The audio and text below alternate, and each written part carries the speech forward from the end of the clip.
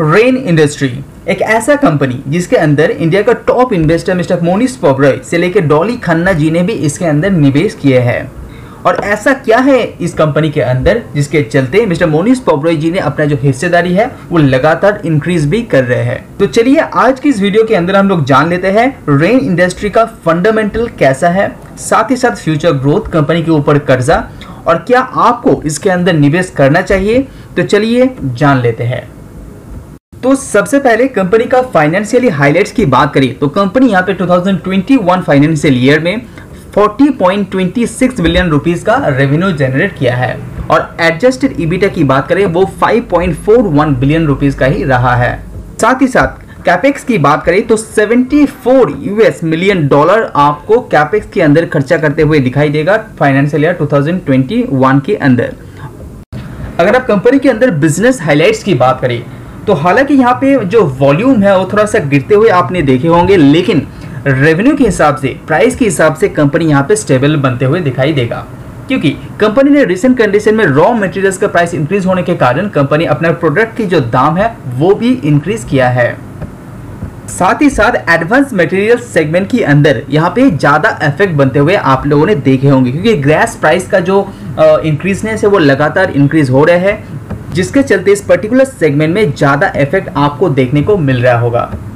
Company के अंदर business के परफॉर्मेंस की बात करें तो सबसे पहले मैं आपको बता दूं कि रेन इंडस्ट्री का जो बिजनेस है वो 3 सेगमेंट में डिवाइडेड है।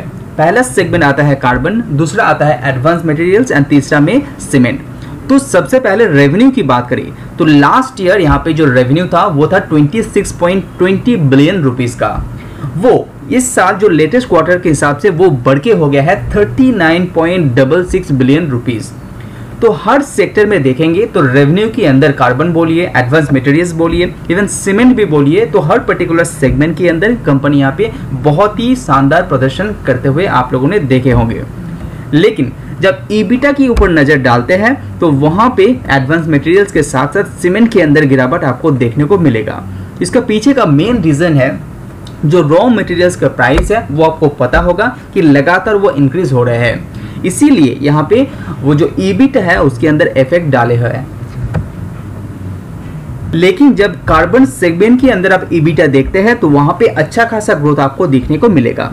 लेकिन उसी के साथ लास्ट ईयर Q4 यहाँ पे कंपेयर करते हैं तो लास्ट ईयर से कंपेयर करेंगे तो वहां पे भी ईबिटा के अंदर ओवरऑल आपको ग्रोथ ही आपको देखने को मिल रहा होगा रेन इंडस्ट्री के अंदर।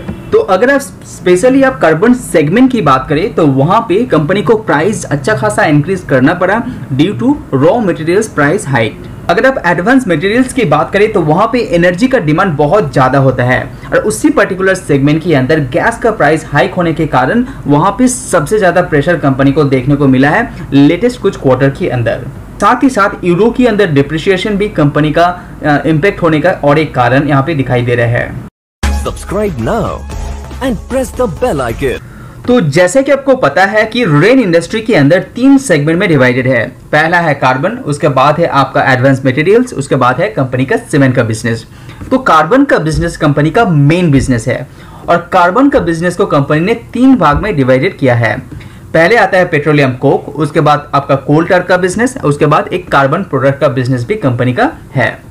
तो तीनों बिजनेस को आप डिटेल्स में देखते हैं तो वॉल्यूम वाइज यहाँ पे जो सीपीसी बिजनेस है वहां पे कंपनी का वॉल्यूम में थोड़ा सा गिरते हुए आपको देखने को मिल रहा है। सीटीपी की बिजनेस के अंदर थोड़ा सा ग्रोथ एंड ओसीपी बिजनेस के अंदर भी गिरावट आपको दिखाई देगा।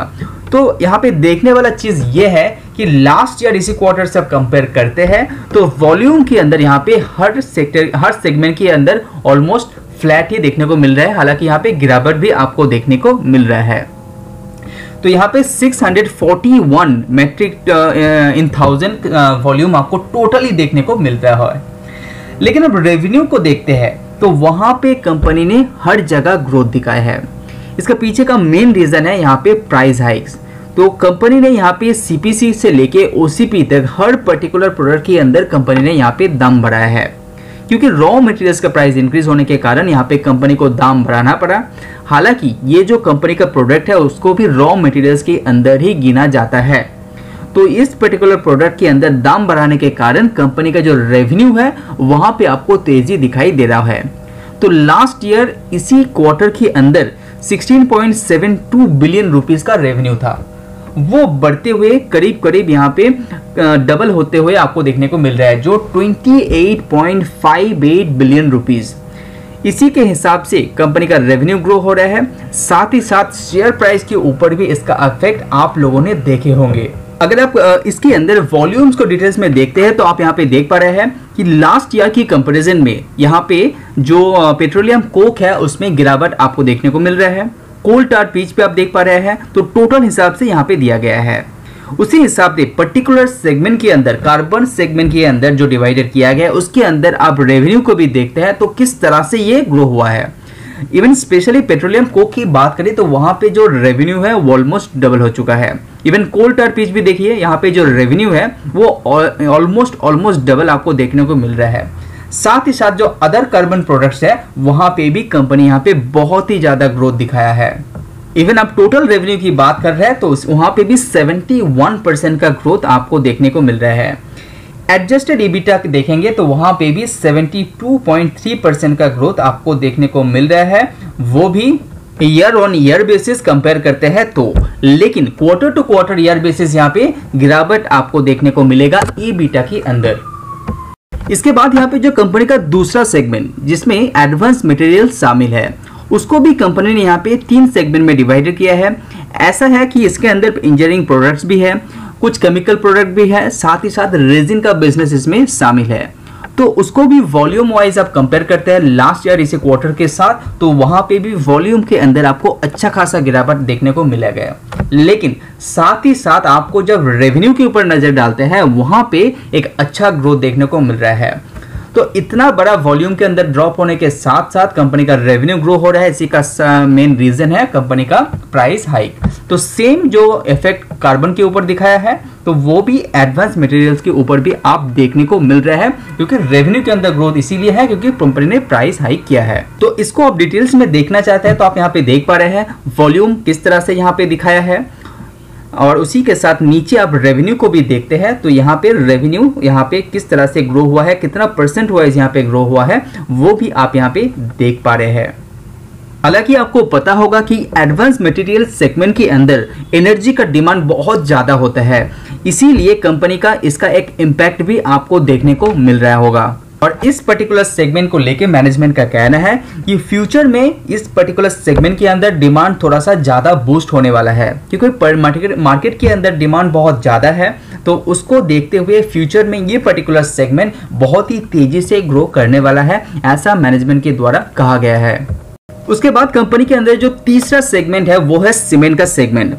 हालांकि आपको पता होगा कि सीमेंट सेगमेंट कंपनी ने यहाँ पे बहुत ही तेजी से ग्रो कर रहे हैं। इवन खराब से खराब सीजन के समय भी कंपनी ने सीमेंट सेगमेंट के अंदर अच्छा रिजल्ट जनरेट करके दिया है।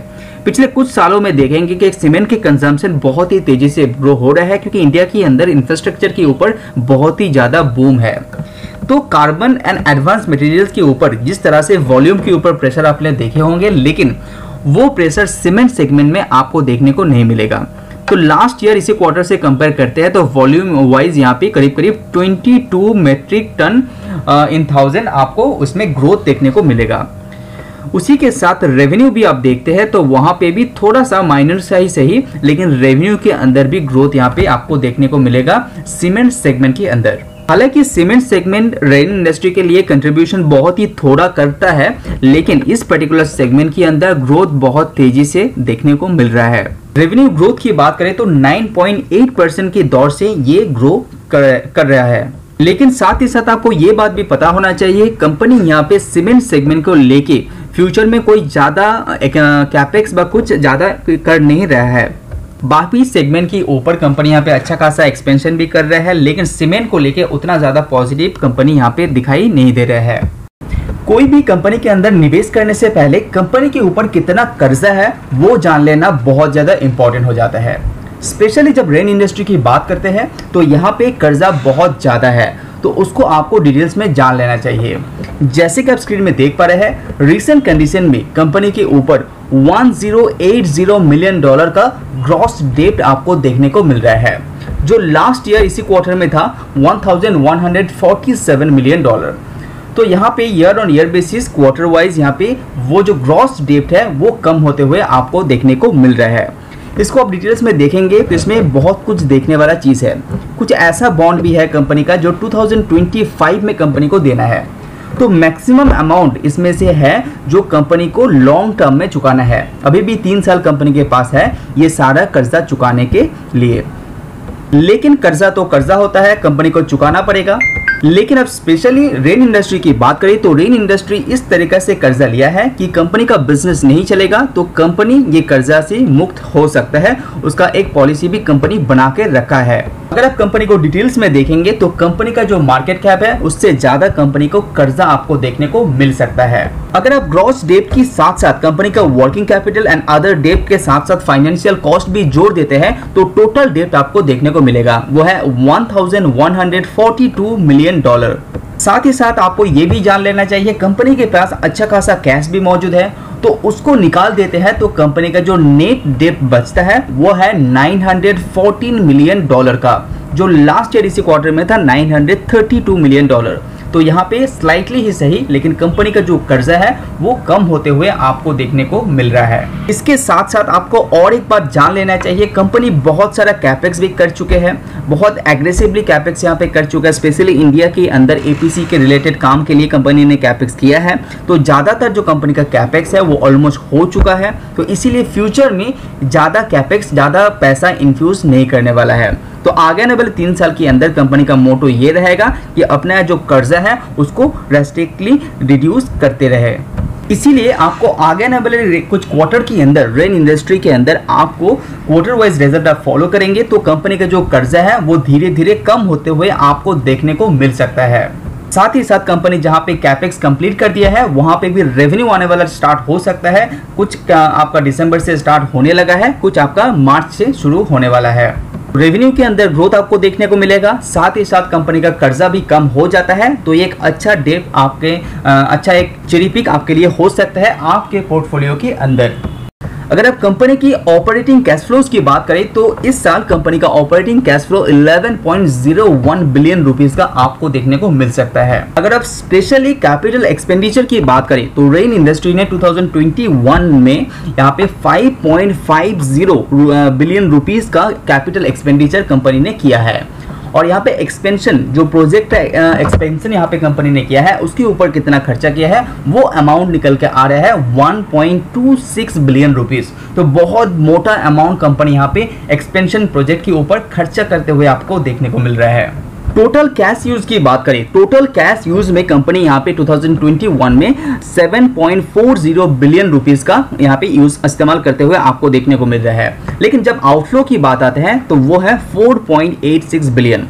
इसमें से ज्यादा पैसा आपको कहां देखने को मिल रहा है, कंपनी का इंटरेस्ट पेमेंट रहता है, सबसे मोटा अमाउंट वहां पे कंपनी खर्चा कर रहा है। साथ ही साथ कंपनी डिविडेंड भी पे करते हैं तो वहां पे भी एक अच्छा खासा पैसा कंपनी ने इन्फ्यूज करके रखा है। लेकिन जिस तरह से कंपनी अपना कर्जे को कम करता रहेगा तो इंटरेस्ट उसका कम होता जाएगा। तो इंटरेस्ट कम होता जाएगा तो उसका इफेक्ट आपको क्वार्टरली रिजल्ट के साथ साथ ईयरली रिजल्ट में भी आपको देखने को मिलेगा। इसीलिए कुछ महीने के अंदर कंपनी का जो शेयर का प्राइस है वो लगातार इंप्रूव कर रहे हैं। और कैपेक्स के अंदर कंपनी कहां पैसा खर्चा कर रहा है उसको देखना है तो आप यहाँ पे देख पा रहे हैं।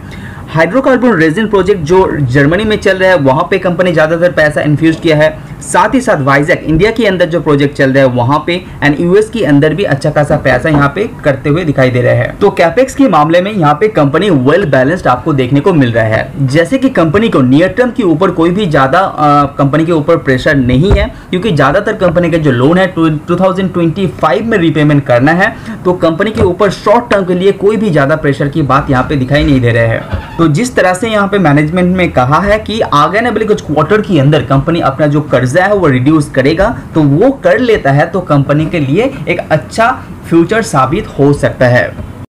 अगर आप सोच रहे हैं कि रेन इंडस्ट्री के अंदर आप निवेश करेंगे, अगर आपके पास ये शेयर है तो अगर आप इसको लॉन्ग टर्म हिस्ट्री देखते हैं तो वो बहुत अट्रैक्टिव है क्योंकि दिसंबर 2010 तक कंपनी यहाँ पे 3,700 करोड़ का सेल करता था, वो बढ़ते बढ़ते कंपनी का 14,000 करोड़ तक आ गया है। तो यहाँ पे सेल के अंदर अच्छा खासा ग्रोथ यहाँ पे दिखाया है। साथ ही साथ नेट प्रॉफिट के अंदर भी कंपनी ने यहाँ पे ग्रोथ दिखाया है। हालांकि ऑपरेटिंग मार्जिन यहाँ पे ऊपर नीचे होते हुए दिखाई देगा क्योंकि यहाँ पे थोड़ा सा साइक्लिक बिजनेस इसके ऊपर इफेक्ट होता है। शेयर होल्डिंग पैटर्न जो बहुत ही इंपॉर्टेंट है उसको भी आपको नजर रखना चाहिए। जैसे कि आप यहाँ पे देख पा रहे हैं, मिस्टर पोब्रोजिन ने अपना जो हिस्सेदारी है वो लगातार इंक्रीज कर रहे हैं डिफरेंट फंड के थ्रू। मिसेस डॉली खन्ना ने यहाँ पे अपना जो हिस्सेदारी है उसको थोड़ा सा कट आउट किया है, लेकिन अभी भी रेन इंडस्ट्री के ऊपर उसका भरोसा मौजूद है। एक ही जो रेड फ्लैग कंपनी के ऊपर दिखाई दे रहा है वो है कंपनी के ऊपर कर्जा। वो भी लॉन्ग टर्म के हिसाब से आप सोचते हैं तो अच्छा साबित आपके लिए हो सकता है, क्योंकि कंपनी का मैनेजमेंट बहुत ही ज्यादा स्ट्रांग है, जिसके ऊपर भरोसा मिस्टर पोब्रोजिन ने बहुत पहले से दिखा कर रखा है।